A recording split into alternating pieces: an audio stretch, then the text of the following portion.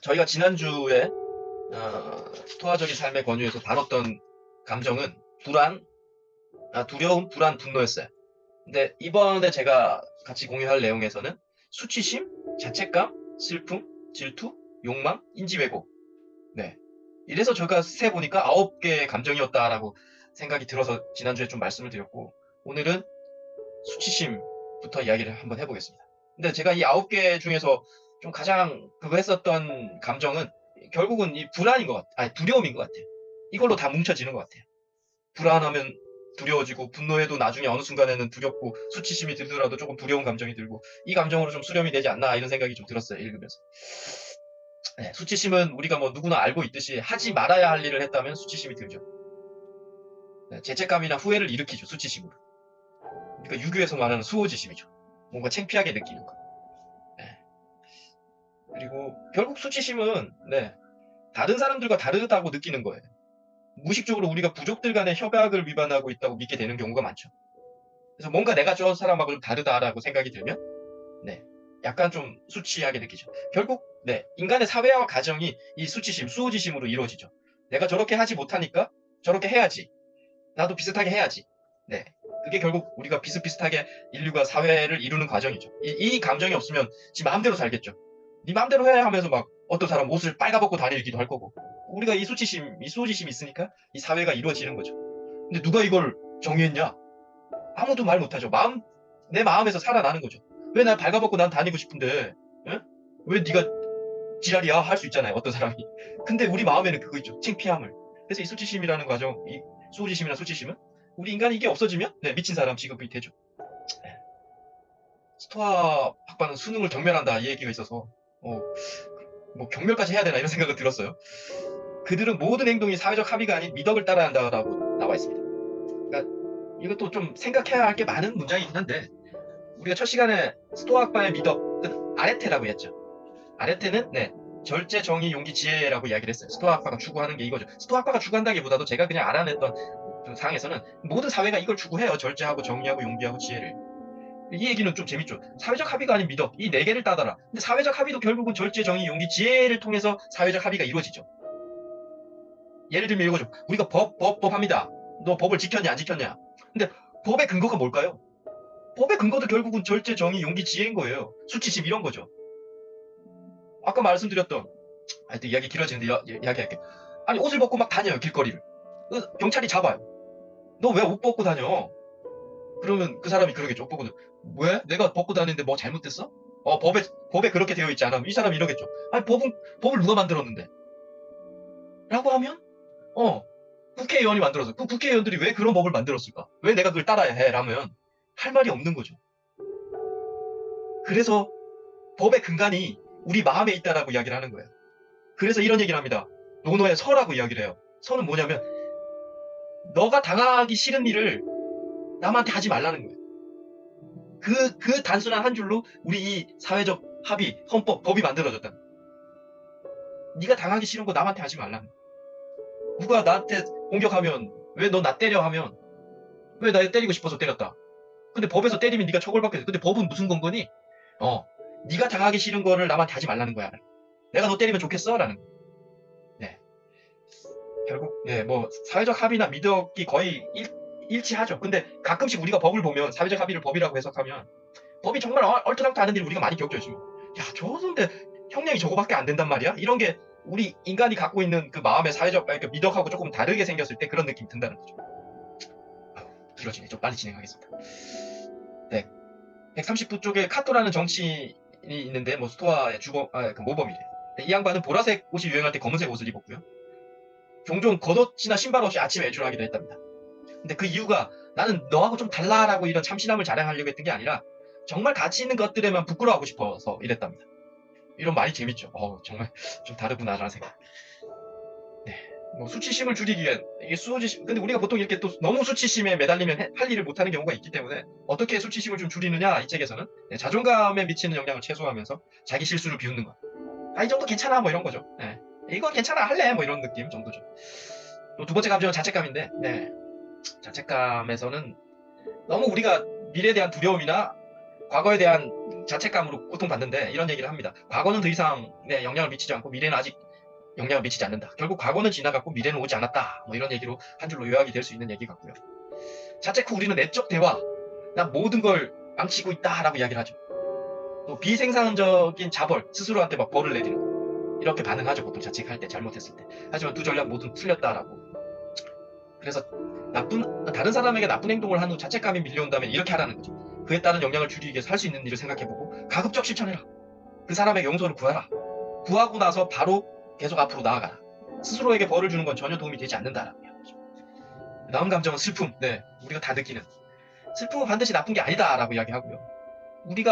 슬픔은 우리가 변화하거나 타인의 도움을 구하도록 동기를 부여한다. 예, 우리가 슬픔은 힘들어서 어떤 고통 다음에 오는 거잖아요. 타인에게 도움을 구할 수도 있고 우리가 변화의 동기가 될 수도 있다는 거죠. 근데 필요 이상의 슬픔은 공허함을 남긴다. 슬픔도 어떤 적정의 수준이 있다. 세네카가 이러죠. 눈물이 흐르도록 내버려 두라. 하지만 또한 눈물이 멈추도록 내버려 둬라. 네. 근데 우리가 가끔은요, 눈물이 멈출 시점에 우리는 다시 슬픔을 떠올리기도 합니다. 그래서 다시 슬퍼지기도 하죠, 스스로가. 이 슬픈 감정에 조금 더 빠져있고 싶을 때가 있어요. 인간의 그 본능적인 감정에서. 네, 그래서 세네카 이야기하는 거죠. 멈출 땐 좀 멈춰. 너무 슬픔을 끌어당기지 마. 라고 이야기하죠. 네, 슬픔을 극복하기 위해서 적용할 수 있는 뭐 방법들을 한 4가지 이야기하셨는데, 고통의 유용성을 성찰해보고, 가진 걸 강조하고 잃어버린 거를 좀 덜 생각하고, 고통을 준 사람도 아마 네가 고통스러워하는 거 보고 싶지 않을 거야 라고 이야기하고, 넷째는 거의 세상에 70억 인구가 다 이렇게 고통 겪는데 다 잘 극복했잖아 라는 사실도 그런 사실 아는 것도 도움이 된다. 네. 뭐 이 두 번째에서 이런 얘기를 하죠. 어떤 친한 사람을 잃었을 때 그 사람과 당신과 함께 하지 않았다면 내 삶이 얼마나 더 나빠졌을지를 상상하라. 뭐 쉬운 일은 아니죠. 정말 가족을 잃었는데 이런 얘기를 생각을 한다는 것 자체가. 그 관계가 끝났다는 슬픔보다 그 관계가 존재했다는 거에 대해서 감사하라라고 이야기를 하죠. 그래서 스토아파는 우리 삶에 다가오는 모든 것은 우주에서 빌려온 거다. 언제라도 우주가 되돌려 달라고 요구한다는 사실을 명심해라. 그래서 에피텍토스가 이런 얘기를 합니다. 당신이 자녀에게 입맞춤 할 때 죽을 운명에 처한 사람에게 입을 맞춘다는 걸 명심해라. 자녀도 언제든 이 세상을 마감할 수 있고 가장 친한 우리 어머님, 아버님도 마감할 수 있고 친구도 마감할 수 있다는 걸 항상 명심해라. 정말 어려운 얘기지만 에피텍토스는 이런 얘기를 합니다. 다음에 질투인데요. 뭔가 이룬 사람들은 그 대가를 반드시 치렀죠. 우리가. 네. 위대한 선수들이 이룬 성과에 대해서 우리는 그 겉모습만 보죠. 아, 대단하다. 근데 그들이 희생이라든지 뭐 훈련 시간, 압박감, 자기가 좋아하는 걸 포기했다는 것도 생각하셔야죠. 그분들이 뭐 낭창하게 어떤 일을 이루었던 사람들 낭창하게 이룬 적은 없죠. 항상 자신의 행위, 자신의 에너지를 다 올곧이 쏟아 부었죠. 자전거 하나 탈 때도 배울 때도 우리가 그 시간에 올곧이 쏟아 붓듯이 뭔가 이루신 분들은 이거 당연합니다. 모든 사람이 자기가 이룬 성과에 대해 같은 대가를 치르는 건 아니다. 우리는 유전적, 사회적, 경제적 조건이 다르기 때문이죠. 유전자나 태어난 가족은 우리가 통제할 수 있는 부분이 아니죠. 이런 거에 신경 쓰는 것은 당신에게 도움이 안 된다. 똑같이 이런 얘기 많이 하죠. 똑같이 공부했는데 쟤는 왜 1등하고 나는 안 될까? 그게 결국은 어떻게 보면 유전적, 사회적, 경제적 조건이 다른 거예요. 그러면 어떤 분이 그러죠. 그럼 난 너무 불행한 거 아니냐? 우리 부모님 잘못 만나서 그런 거 아니냐라고 이야기를 하죠. 할 수 있다는 거죠. 그럴 수 있죠. 그래서 제가 도를 공부하는 거고 철학을 공부하는 거고 왜 다르냐라는 것에서 시작하는 거죠. 왜 똑같이 100시간 했는데 저 사람 성공하고 성공하지 못했지라는 것 때문에. 결국은 전생을 전제해야 할 수밖에 없다라는 얘기를 잠깐 이야기하고. 근데 이렇게 또 좀 쉽게 이루었던 사람들은 절대 그거를 좀 덜 소중히 여기겠죠. 힘들게 해서 뭔가 하나 성취했던 사람하고 좀 다르죠. 그래서 결국은 쉽게 이뤘으면 그분은 쉽게 행복을 많이 못 느낀다는 거죠. 결국은 같다라는 거죠. 어렵게 이뤘던 사람이 이뤘던 행복의 이거하고 쉽게 좀 이뤘던 사람의 행복에 느끼는 게 가치가 다르기 때문에 결국은 따져보면 우주적인 관점에서 보면 거의 비슷하다라는 얘기. 그래서 첫 번째 질문. 자신이 이룬 성과 때문에 주변 사람들이 질투하고 있다고 느낀 적이 있느냐? 아마 우리 선생님들이 이룬 성과 때문에 주변이 질투하고 있다고 느낀 적이 있으실 거예요. 저분이 나를 좀 질투하네. 혹시 그 반대도 있겠죠. 야, 저 사람 너무 부럽다, 스스로가. 그렇게 생각할 경우도 있고. 뭐 이런 글쓰기 요령에 이런 거 재밌죠. 감사는 파괴적 질투에 대한 해독제다. 이 작가가 썼던 얘기인데 우리는 보통 감사를 이렇게 표현하죠. 감사는 질투를 치료하는 방법이다. 일반적으로 저도 글 쓸 때 이런데 좀 더 멋지게 쓰려면 이렇게 쓰는 거죠. 감사는 파괴적 질투에 대한 해독제다. 역시 작가들이 다르죠. 이거 사유를 많이 해야 또 이 글이 이렇게 나오는 거죠. 자, 욕망. 뭐 우리가 끊임없이 갖고 있는 욕망인데 자신이 원하는 대로 다 가질 수 있는 사람은 세상에 아무도 없죠. 욕망은 양날의 검이다 라고 이야기합니다. 예, 근데 제가 볼 때는 모든 감정이 마찬가지예요. 수치심이든 자책감이든 다 마찬가지예요. 양날의 검이라는 거 이거 긍정적인 것도 있고 부정적인 것도 있다는 얘기거든. 예.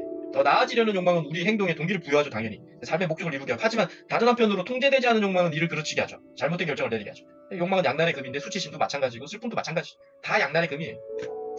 여기서 가장 많이 언급됐던 마지막 인지 왜곡이라는 이건 감정이라고 말할 수도 없을 것 같은데 여하튼 감정으로 넣었어요, 이 친구가. 문제의 원인은 외부 사건이 아니라 해석과 내적 반응에 달려있다. 네. 우리의 감정과 생각을 사실이 아닌 가설로 해석하는 능력은 아마도 세상을 명확하게 볼 수 있는 최고의 정치인적 도구다. 이 저자가 주장하는 건데 좀 동의는 돼요. 뭔가 사실이 발생했을 때 그걸 일단 감정적으로 바로 받아들이지 말라. 우리가 말했던 자동적 사고를 하지 말라는 얘기를 또 약간 좀 다르게 해석한 거죠. 가설로 일단은 놔두고 조금 더 그 마음적인 그 성숙의 시간을 가져라. 네. 그래서 즉흥적인 반응은 항상 안 좋다라는 얘기를 뭐 이렇게 좀 멋진 얘기로 또 하는 거죠. 네. 철학은 자신과 대화하는 능력이고 자신과 무의식적으로 대화를 나눈다. 우리는 항상 대화를 나누죠. 글을 읽을 때든 뭐 강의를 들을 때든 끊임없이 자신과 대화를 나누죠. 네, 대부분의 인식 과정은 시간과 함께 자동화되기 때문에 우리에게 어떤 영향을 미치는지 알지 못한다. 이게 습관화죠. 네, 인지 반응. 우리가 오랫동안 뭐 50년, 60년, 70년 동안 몸에 뱉던 것 때문에 탁 바로 반응을 한다라는 얘기예요. 그게 이제 습관화가 돼버린 거죠. 그래서 이 인지 왜곡을 일으키는 왜 인지 왜곡이 생겼니? 예, 이 한 10가지라는 거죠. 감정적인 추론, 최악의 상황을 상상, 지나친 일반화, 흑백 사고, 부정적 필터, 긍정적 부분을 제거하는 것, 미래를 추측하는 것, 생각을 해석하고, 낙인하고, 당위적 해석하는 것. 결국은 인지 왜곡이 왜 생겨났느냐 이 10가지인데 결국 이런 거죠. 아까 말했던 오랫동안 내가 생활해 와서 자연스럽게 내 몸에 쌓여 있는 것. 네, 이런 10가지 때문에 하나씩 짧게 보면 감정적 추론은 내 생각이 정확하다고 그냥 과감하게 생각하는 거예요. 지금 내 감정은 정확해. 근데 뭐 여기서 예죠. 비행기 타면 두려움으로 비행기 영해 위험하다. 비행기 사고가 자동차 사고에 뭐 100분의 1도 안 된다잖아요. 네. 근데 우리는 비행기 더 위험하다고 느낀다라는 거죠. 네. 최악의 상황을 상상하는. 네. 침소봉대하는 거죠, 결국. 뭔가 하찮은 일이 하나 발생했는데 이걸 과장하게 크게 생각해버리는 거죠. 네. 뭔가 버티기 힘들 때 우리가 그것은 참을 수 없는 일이야 라고 그냥 스스로가 딱 자기 정의를 해버리는 거죠. 그로 인해서 불편함이 커지고 결국 포기하게 된다.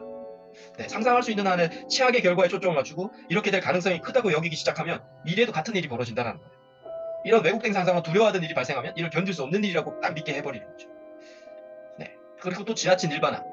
네, 특정 사건들이 전체를 대표한다고 가정하는 난 제대로 되는 일이 하나도 없어. 뭔가 일 하나 딱 실패하면 나는 내 역량은 여기까지야 하고 그냥 일반화 시켜버리는 거죠. 그런 상황에서 가장 많이 쓰는 게 우리가 늘 항상, 절대, 전부, 아무도 이런 단어로 시작하는 게 보통 지나친 일반화에 들어가요. 뭐 어떤 토론 프로에서도 이런 얘기 쓰시는 분들 보면 지나친 일반화를 시작하는 거죠. 네. 흑백 사고. 네. 우리는 뭐 이런 얘기 하죠. 전부 아니면 뭐 전무, 성공 아니면 실패. 시쳇말로는 뭐 아니면 도야. 우리 이런 얘기 정말 많이 하죠. 나는 하기 아니면 안 하기야. 이런 얘기. 네. 그게 뭐 좋을 때도 있지만 약간 흑백 사고일 확률도 있다. 네. 극단적으로 바라보는 경향이 있다. 세상은 되게 회색지대라고 이야기해요. 좀 동의가 되더라고요. 그래서 이런 얘기를 하죠. 잘 나오다가 한 번 빠지면 모두 망쳤다고 생각하는 경우 다음부터는 나오지 않고 포기해버린다는 거죠. 그래서 숫자로 약간 이런 객관적 점수를 매기는 것도 하나의 방법이다. 내가 잘하다가 이번 주에 금요일날 뭐 되게 잘 못했어요. 그러면 이번 일주일이 망친 게 아니라 이번 금요일에 7분의 1을 망쳤다라고 이야기하자라는 거죠. 예, 흑백이 아닌 회색으로 생각하는 법을 배우자. 그리고 부정적 필터. 예. 몇 주 동안 체중이 줄었는데 마지막 주에 체중 감량에 딱 실패하면 마지막 주만 생각하는 거죠. 뭐 비슷비슷하게. 내가 실패했구나라. 그러지 말라는 얘기고. 당신에게 유리하도록 어떤 증거를 사용할 것인가를 항상 생각하라는 얘기. 예, 긍정적 부분도 또 제거하죠, 우리는. 좋은 점은 항상 최소화하는 경우가 있죠. 뭔가 성취를 하며 기뻐한 대신 뭐 좀 대수롭지 않은 일을 잃은 것처럼 또 이야기하고 자신이 가지고 있는 이런 모든 좋은 점에 대해서 자주 생각하는 게 또 하나의 우리가 인지 왜곡을 방해하는 또 하나의 또 방법이다. 미래 추측. 네. 다이어트 실패하면 다시 시작해도 실패할 거라고 그냥 생각하고 어떤 사람은 또 정반대로 생각하죠. 제가 정리하면 이거죠. 어떤 부정적인 생각으로 시작되는 사람들은 시작도 못합니다. 뭔가 어떤 일을 할 때 부정적으로 생각하는 사람. 그렇죠. 그런데 또 긍정적인 게 또 좋지 않은 게 맹목적 긍정이 있죠. 무조건 잘 될 거야. 그런데 이런 분들은 또 뭔가 문제가 딱 하나 생기잖아요. 그럼 빨리 포기해버려요. 맹목적 긍정이라는 게. 그래서 둘 다 별로다. 네, 생각해서. 실제적 증거 없이 다른 사람의 생각을 내가 다 알고 있다고 착각하죠. 네, 제가 한 2년 전에 빠져 있었던 오류예요, 이게. 제가 좀 뭔가 읽고 조금 뭔가 세상을 깨우치면서 내가 뭔가 다 알고 있는 것 같은 거, 사람들의 생각을 이야기하다 보면. 그래서 지금 생각하면 되게 아주 유아적인 발상이었죠. 아니죠. 내 감정이 투영이 되는 경우가 많죠. 책에는 이렇게 나오죠. 다른 사람의 행동에 우리의 두려움을 투영하는 경우가 많아요. 결국 자신의 상태를 타인의 상황을 보면서 나타내죠. 내가 정말 슬프면요. 어떤 즐거운 상황에 봐서도, 어떤 즐거운 사람을 봐서도 저 사람도 어떤 슬픔이 있을 거라고 보게 됩니다. 우리. 내 감정을 투영하기 쉽게 생각이 돼요. 우리 마음. 그게 생각 해석이고요. 또 낙인. 네. 어떤 특정 사건을 기반으로 자신 또는 타인에 대한 전반적인 평가를 하는 거죠. 나는 오늘 다이어트 실패했기 때문에 절제하지 못하는 사람이야 라고 스스로 이렇게 좀 낙인을 찍는 거죠. 선한 행동을 한 번, 뭐 여기 한 번은 제가 집어넣은 거예요. 선한 행동을 한 번 한다고 성인이 되는 게 아니고 나쁜 행동을 한 번 한다고 꼭 또 나쁜 사람이 되는 건 아니죠. 네. 그게 계속 뭔가 쌓여야, 선한 행동이든 나쁜 행동이든 좀 쌓여야지 우리가 그런 사람이 되는 거죠. 네, 또 마지막 당위적 사고. 이건 뭐 이렇게 해야 해. 되게 원칙주의자들, 특히 우리 아버님 세대들이 이런 얘기 많이 하셨죠. 이거 해야 해 라는. 네. 계획을 완벽하게 지켜야 해. 그들은 내가 해주는 일에 감사해야 돼. 세상은 공정해야 해. 이런 생각들이 당위적 사고인데, 보통 엄격한 원칙주의자들이 했었던 이야기인데, 이것도 인지왜곡을 일으킬 확률이 많죠. 그 당위적 사고가 어디서 나오는지 모르죠, 우리는. 그냥 우리 아버님한테, 사회한테 그냥 배웠어라는 얘기죠. 네. 먹을 필요가 없다는 먹고 싶다로 바꾸고, 해야 한다는 하고 싶다로 바꾸라. 엄격한 요구보다는 유연한 사고를 해라. 네, 질문. 네, 우리들이 스스로 또는 타인에게 꼭 이래야 한다는 당위적 사고가 한두 개씩은 있으시고 잘 인지도 못하는 경우도 있지만 있어요. 우리는 보통. 이게 뭔가라는 게 한 번 더 궁금했습니다. 네. 네. 네. 자, 자기 대화의 생산적 개선. 네. 네. 자동적 사고를 감지할 때마다 그것이 사실일 수 있고 아닐 수 있다는 사실을 가설로 일단 접근하고 현실에 맞는지 아닌지를 합리적으로 평가해라. 질문. 네.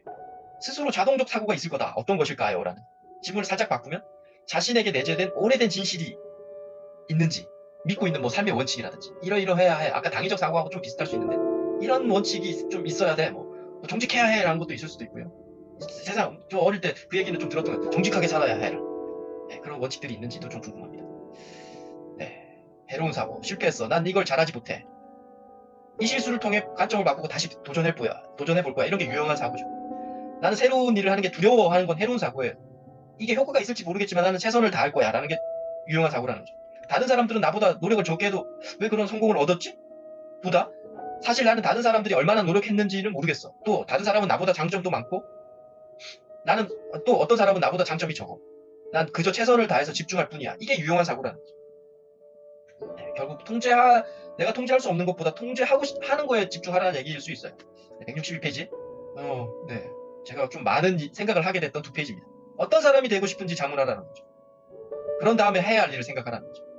우리는 보통 어떤 사람이 되고 싶으냐면 자기 직업을 이야기를 하죠. 하고 싶은 일을 생각하기 전에 나는 어떤 사람이 되길 원하는지를 분명히 알아야 된다. 정말 어려운 얘기죠. 뭐 나다움 이런 얘기도 정말 뭐 엄청나게 많은 책들에서도 이야기를 하지만, 네. 뭐 그냥 이런 질문에 저는 예전에는 평생 돈 걱정 없이 사는 게 그냥 어떤 사람이라기보다도 제가 생각하고 싶었던 건데, 지금은 또 당연히 돈 걱정 없이 사는 것도 똑같지만 추가된 게 있어요. 지금. 네. 좀 깊어지고 싶고 세상을 통찰하고 싶고 현자가 되고 싶고 철학자 도인이 되고 싶고 이게 좀 바뀐 거예요. 그전에는 그냥 돈 걱정 없이 이것만이었는데 지금 좀 추가가 됐죠. 네. 집단 사고와 양대 효과에서 자신만의 관점을 얻으려면, 네. 집단 사고, 네. 비판을 자제하고 양대 효과는 무리해서 낙오되지 않는 복종적 다수와 거리를 두어야 한다라고 이야기합니다. 우리 선생님들도 복종적 다수와 거리를 둔 삶이 아마 있으실 거예요. 근데 제가 조금 생각났던 거는 카톡을 하지 않은 친구가 아직도 있고요. 아직도 012를 쓰는 친구가 있어요. 그래서 지금 생각이 나서 저런 분들이 복종적 다수와 일단은 거리를 두려고 하는구나라는 자기 인생 길은 아니지만 아주 사소한 얘기일 수 있지만, 네. 세네카가 한 마리 양처럼 다른 양들을 따라가지 말라라고 이야기합니다. 이게 복종적 다수의 삶에 거부하라는 얘기인데, 말은 멋지고 하지만 자신만의 길을 가는 건 언제나 두렵죠. 그런데 더 생각해 볼 건 대부분의 사람의 자신의 길이 어떤 길인지도 몰라요. 어떤 게 내 길인지 다 모르는 게 일반적이에요. 99%예요. 네. 자, 마지막 페이지. 네, 중요한 것은 우리가 어떤 사람이 되길 원하는지 생각하는 건데, 이 질문은 꼭 하고 싶었어요. 어떤 직업, 어떤 사업을 하고 싶은지가 아닌 어떤 사람으로 평가받고 싶으냐. 좀 어렵죠. 그래서 질문을 좀 바꾸면 이런 거죠. 5년 뒤에 같이 지금 생활하고 있는 구성원, 가족이 될 수도 있고 동료가 될 수도 있고 뭐 사업 파트너가 될 수 있는데, 이런 분들이 우리를 어떻게 말해주기를 바라느냐. 이게 어떻게 보면 어떤 사람으로 평가받고 싶으냐죠. 네. 네, 이것도 164에서 165페이지에 신념, 제가 약간 반론한 겁니다. 신념 행동을 이 작가가 이야기했는데, 습관은 변하기 어렵다. 이유는 자신의 정체성을 바꾸지 않고 행동을 바꾸려 하기 때문이다. 정체성을 놔둔 채 행동을 바꾸는 것이 단기적으로 효과일지 몰라도 이렇게 하면 새로운 습관은 오래가지 않을 거다. 그래서 깊은 변화는 내부에서 시작해서 외부로 나타난다. 많은 동의하죠. 진짜 해결책은 내면에 있다. 네, 근데 반론을 하면 그럼 정체성, 이런 신념이나 내면은 어떻게 바꿔야 하냐는 거죠. 내면을 바꾸면 외부로 나타난다고 이야기하는데 동의합니다, 저도. 근데 어떻게 그럼 이 정체성 신념을 바꾸냐는 거죠. 결국은 어느 순간 작은 동기가 가슴에 들어왔을 때, 행동하고 싶을 때 그것을 적극적으로 행동을 옮기다 보면 우리 신념도 좀 바뀌더라는 거예요. 그냥 신념을 바꾸라는, 그냥 바뀌지 않더라는 거예요. 뭔가 행위, 실천을 통해서 조금, 이걸 내가, 쉽게 말하면 내가 저걸 좋아하나? 모르는데 막 그 일을 하다 보면 내가 이걸 좀 좋아하게 되는 것도 느끼고, 내가 이걸 좋아하는구나 또 느낄 수 있다는 거죠. 그래서 그냥 정체성이 내면이 우선이긴 한데, 내면을 바꿔야 되는데, 내면은 결국 행동으로 바꾼다. 뭐 독서도 읽어야 하는 그런 행동을 해야 바뀌듯이, 그런 얘기를 좀 반론하고 싶었습니다. 네, 결국, 네. 정체성을 만들어가기 시작할 때 첫 번째 행동은 자신의 삶의 철학을 생각하는 거다. 결국 앞에서 말했던 어떤 사람이 되고 싶은지에 대해서 이야기가 좀 나와야 한다. 생각해야 한다라는 얘기. 네, 이상입니다.